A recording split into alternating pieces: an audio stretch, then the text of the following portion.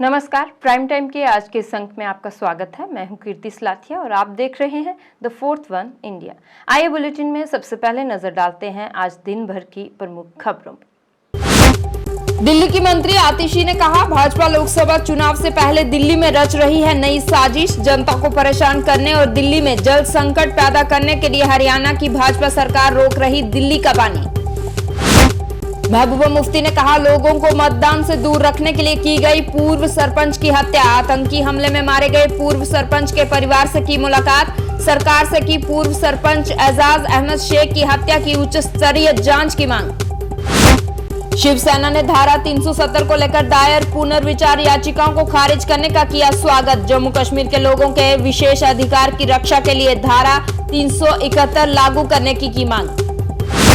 भाजपा नेता और पूर्व सरपंच की हत्या में शामिल आतंकी पर पुलिस की बड़ी कार्यवाही। लश्कर-ए-तैयबा के top divisional commander Abid Ramzan Sheikh का घर किया कुर्क। तो ये थी आज दिन भर की कुछ बड़ी खबरें और बुलेटिन में अब आगे बढ़ते हैं और देखते हैं खबरों को विस्तार के साथ। राजधानी दिल्ली में जैसे जैसे मतदान की तारीख नजदीक आ रही है, वैसे वैसे राजनीतिक सरगर्मियां तेज हो रही हैं। दिल्ली की मंत्री आतिशी ने दावा किया है कि भाजपा दिल्ली में लोकसभा चुनाव से पहले नई साजिश रच रही है। आम आदमी पार्टी की वरिष्ठ नेता आतिशी ने प्रेस कॉन्फ्रेंस कर कहा कि भाजपा ने केजरीवाल को फंसाने के लिए स्वाति मालीवाल का इस्तेमाल किया। उन्होंने भाजपा पर बड़ा आरोप लगाते हुए कहा कि हरियाणा में यमुना के पानी को रोका जा रहा है। चुनाव से पहले दिल्ली वालों को परेशान और सरकार को बदनाम करने के लिए हरियाणा दिल्ली का पानी रोकने में लगा है। दिल्ली की मंत्री और आप नेता आतिशी ने कहा, 25 मई को दिल्ली में वोटिंग से पहले भाजपा ने आपको निशाना बनाने और दिल्ली की जनता को परेशान करने की नई साजिश रची है। इसी साजिश के तहत भाजपा अपनी हरियाणा सरकार के जरिए यमुना का पानी रोक रही है, जिससे दिल्ली में जल संकट पैदा करने के लिए ऐसा किया जा रहा है। आतिशी ने कहा कि अब भाजपा जितनी भी साजिश कर ले, दिल्ली वालों को बेवकूफ नहीं बना सकती। जब से हमारे देश में लोकसभा चुनाव की घोषणा हुई है, भारतीय जनता पार्टी को पता है कि दिल्ली के लोग, देश के लोग उनके 10 साल के काम से बहुत नाराज हैं, बहुत नाखुश हैं। चाहे बढ़ती हुई महंगाई हो, चाहे युवाओं की बेरोजगारी हो, दिल्ली के लोगों ने और देश के लोगों ने अपना मन बना लिया है कि वो भारतीय जनता पार्टी की सरकार को बाहर करने वाले हैं। भारतीय जनता पार्टी ने 25 तारीख की वोटिंग से पहले एक नया षड्यंत्र रचा है, आम आदमी पार्टी को टारगेट करने के लिए, दिल्ली के लोगों को परेशान करने के लिए। और इस षड्यंत्र के तहत भारतीय जनता पार्टी ने अपनी हरियाणा सरकार के माध्यम से दिल्ली के पानी को रोक लिया है। वो दिल्ली वालों को परेशान करने के लिए, दिल्ली में पानी की त्राही त्राही मचाने के लिए, दिल्ली में आ रही यमुना की वाटर सप्लाई को रोक रहे हैं। पिछले कुछ दिनों से जब जगह जगह से पानी की शिकायतें आनी शुरू हुई, जहां पे कभी पानी की शिकायत नहीं आती है, उसकी जांच करने पे पता चला कि यमुना का पानी हरियाणा सरकार द्वारा रोका जा रहा है।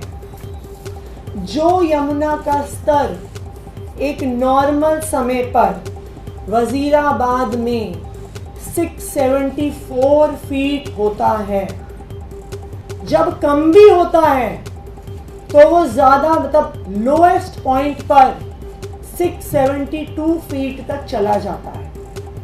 लेकिन 11 मई से लगातार कल 21 मई तक हरियाणा धीरे धीरे धीरे धीरे करके दिल्ली का पानी रोक रही है। 11 मई को ये स्तर 671.6 फीट पे था। 3 दिन ये 671.6 पे बना रहा। 14 और 15 मई को ये 671.9 पे गया। 16 मई को ये 671.3 पे नीचे आया। 17, 18, 19 मई को ये और नीचे आ गया ये 671 फीट पे आ गया। और कल 21 मई को मुझे लगता है शायद दिल्ली के इतिहास में पहली बार यमुना का पानी 671 फीट के भी नीचे आ गया और 670.9 फीट मात्र पर रह गया। ये आंकड़े क्या दिखा रहे हैं?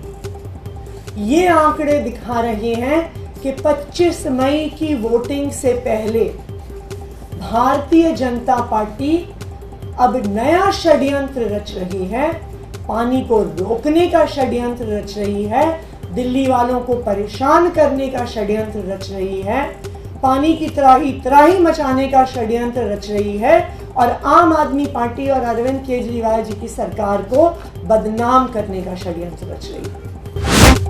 पूर्व मुख्यमंत्री और पीडीपी अध्यक्षा महबूबा मुफ्ती ने भाजपा नेता और पूर्व सरपंच की हत्या की उच्च स्तरीय जांच की मांग की है। शोपियां के हीरपोरा में आतंकियों द्वारा मारे गए पूर्व सरपंच एजाज अहमद शेख के घर पर पहुंची महबूबा मुफ्ती ने आतंकी हमले में मारे गए पूर्व सरपंच के परिवार से मुलाकात की और सरकार से पीड़ित परिवार के लिए आर्थिक मदद की मांग की। महबूबा मुफ्ती ने कहा कि एक तरफ सरकार दावा कर रही है कि कश्मीर में आतंकवाद खत्म हुआ है और दूसरी तरफ इस तरह हमले किए जा रहे हैं। महबूबा मुफ्ती ने आरोप लगाते हुए कहा कि इस मामले की उच्च स्तरीय जांच होनी चाहिए, क्योंकि ऐसा लगता है कि सरपंच की हत्या और पर्यटकों पर हमले की ये दोनों घटनाएं कश्मीर के लोगों को मतदान से दूर रखने के लिए रची गई साजिश है। पर पहला कभी हमला नहीं हुआ है, तो कहीं ना कहीं ऐसी कोई जमात इसमें नहीं होनी चाहिए जो चाहते हैं यहाँ बाइकआउट होना चाहिए, साउथ कश्मीर में वोट नहीं पड़ने चाहिए। तो उनके पुराने भी बड़े कनेक्शन रहे हैं, हवाला करते रहे हैं, वो हवाला का पैसा लाते रहे हैं और यहाँ लोगों में बांटते रहे हैं, हमारे बच्चों के हाथों में बंदूकें देते रहे हैं। तो कोई ऐसी जमात तो नहीं है जो चाहती है जानबूझ के यहाँ ऐसा माहौल खराब रहे, वोट परसेंटेज कम हो। तो ये भी इसमें मुझे लगता है सरकार को देखने की ज़रूरत है और मैं चाहती हूँ सरकार को एक तो इसको जो कंपनसेशन देना ही देना है, मगर ये जो इसकी बीवी है बहुत छोटी है, 3 बच्चे हैं, माँ बेचारी वो भी बेवा है, तो इसमें ज़्यादा तवालत नहीं लगाएं, दफ्तरी तवालत नहीं लगाएं। इसको जल्दी जल्द रोज़गार मिलना चाहिए और सिविल में अच्छा मिलना चाहिए जहाँ ये आ सके, बिकॉज जवान बच्ची है तो जहाँ आ सके जा सके आराम से, कहीं नज़दीक ही यहीं कहीं शोपियान में ही कहीं इसको रोजगार मिलना चाहिए। आप क्या मानते हैं कि वोटर को टेरराइज किया जा रहा है? बिल्कुल किया जा रहा है, ये तो सीधी बात है कि इन्होंने देखा जैसा श्रीनगर में पुलवामा में वोटर परसेंटेज बढ़ गई, उसके बाद ये 2 हादसे हुए, क्यों हुए? जब ये खुद कहते हैं मिलिटेंसी खत्म हो गई है, तो इसमें देखना चाहिए। और जिन जमातों को इसको ये प्रमोट कर रहे हैं, सपोर्ट कर रहे हैं, उन जमातों का देखना चाहिए उनका पिछला क्या रहा है, वो किस तरह यहाँ हवाला का पैसा ला के मिलिटेंट के लीडर्स जो थे उनको बांटते थे, कुछ तो अपने घरों में रखते थे, कुछ उनको देते थे, तो कहीं वो कनेक्शन तो नहीं है, देखने की जरूरत है। Thank you. शिवसेना उद्धव बालासाहेब ठाकरे की जम्मू कश्मीर इकाई ने सुप्रीम कोर्ट द्वारा धारा 370 को लेकर दायर पुनर्विचार याचिकाओं को खारिज करने के फैसले का स्वागत किया है और सरकार से जम्मू कश्मीर के लोगों के अधिकारों को धारा 371 के तहत सुरक्षित करने की मांग की है। शिवसेना उद्धव बालासाहेब ठाकरे की जम्मू कश्मीर इकाई के प्रमुख मनीष साहनी ने आज जम्मू में आयोजित एक पत्रकार वार्ता में कहा कि सुप्रीम कोर्ट के फैसले के बाद ये मान लिया जाना चाहिए कि धारा 370 इतिहास बन चुकी है। उन्होंने कहा कि जम्मू कश्मीर एक सीमावर्ती राज्य है और पिछले 3.5 दशकों से हम आतंकवाद को झेल रहे हैं। साहनी ने कहा कि जम्मू कश्मीर के लोगों के विशेष अधिकार की रक्षा के लिए वह सरकार से देश के अन्य पूर्वोत्तर राज्यों की तर्ज पर जम्मू कश्मीर को धारा 371 के तहत अपनी सांस्कृतिक पहचान की सुरक्षा के साथ भूपुत्रों के लिए सरकारी नौकरियों व शिक्षा संस्थानों में प्रवेश पर पहले अधिकार की मांग करते हैं।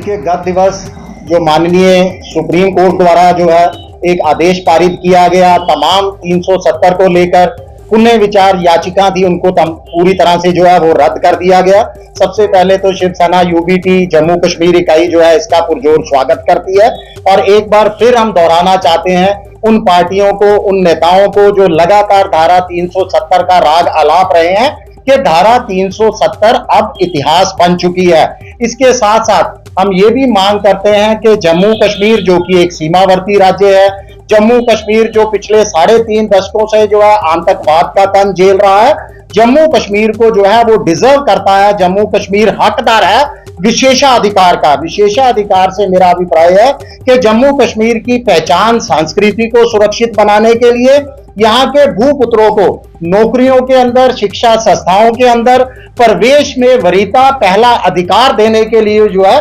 जम्मू कश्मीर को विशेषाधिकार दिए जाने चाहिए।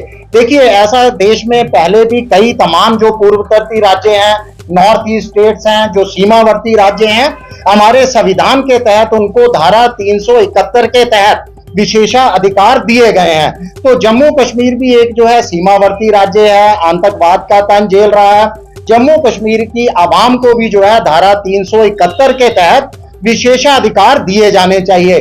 अपनी पहचान संस्कृति को सुरक्षित बनाने के लिए यहाँ के भूपुत्रों के लिए सरकारी नौकरियों के अंदर उनका पहला अधिकार होना चाहिए। शिक्षा संस्थाओं में प्रवेश का जो है वो पहला अधिकार होना चाहिए।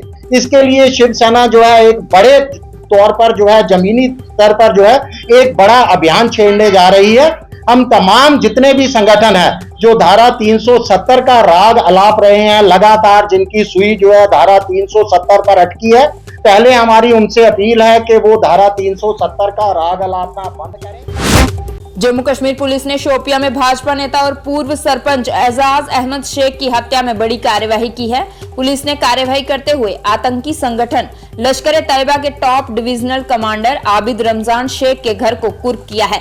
जम्मू कश्मीर पुलिस ने ये कार्यवाही सक्रिय आतंकवादी कमांडर आबिद रमजान शेख के दक्षिण कश्मीर के शोपियां जिले में स्थित उसके पैतृक गांव चौफीपोरा में उसकी संपत्ति, जिसमें लश्कर-ए-तैयबा के top divisional commander Abid Ramzan Sheikh का घर भी शामिल है, को कुर्क कर दिया।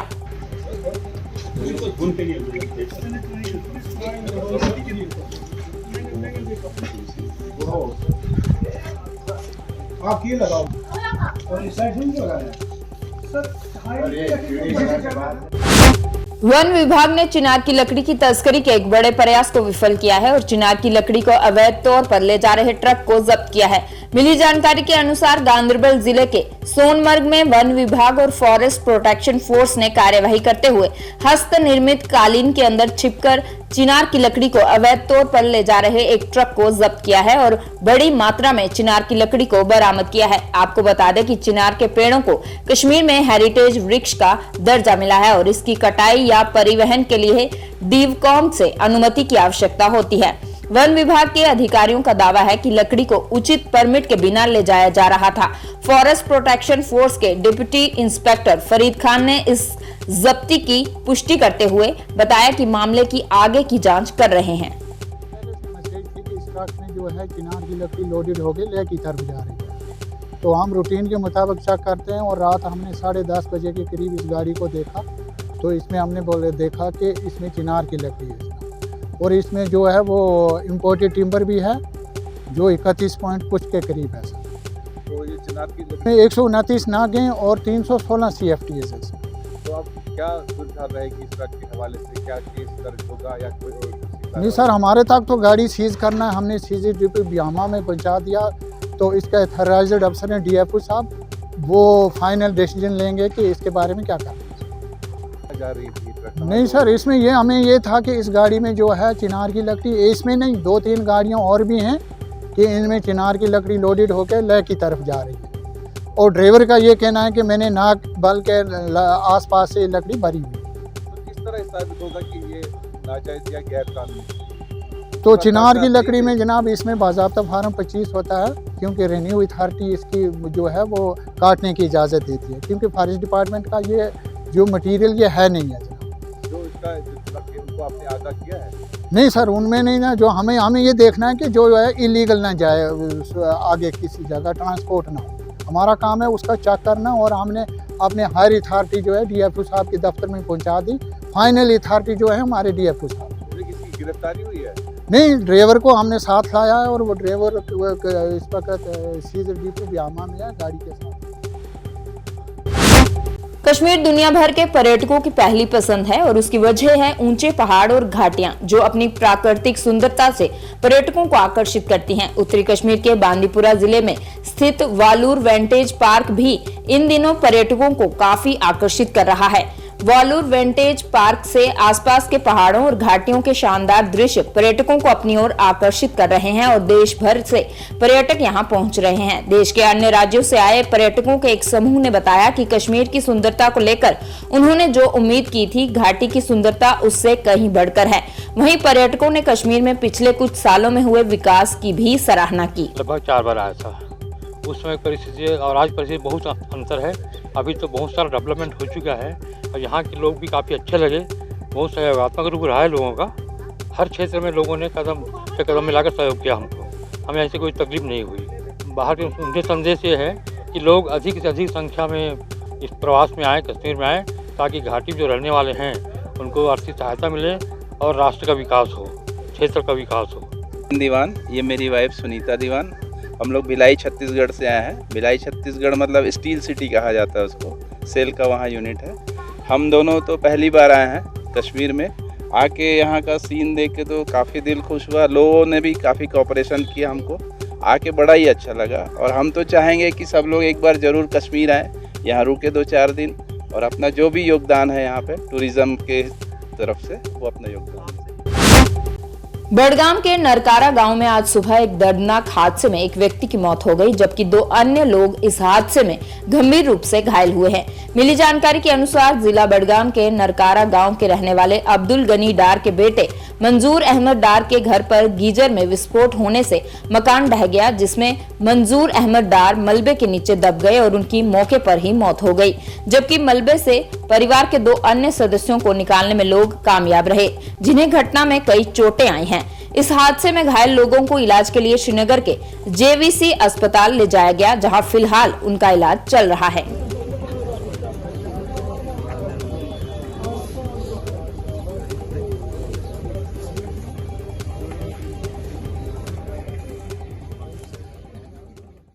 प्राइम टाइम के आज के इस अंक में बस इतना ही। इसके साथ हमारी सारी टीम को दीजिए इजाजत और आप जुड़े रहिए द 4th वन इंडिया के साथ। धन्यवाद। शुभ रात्रि।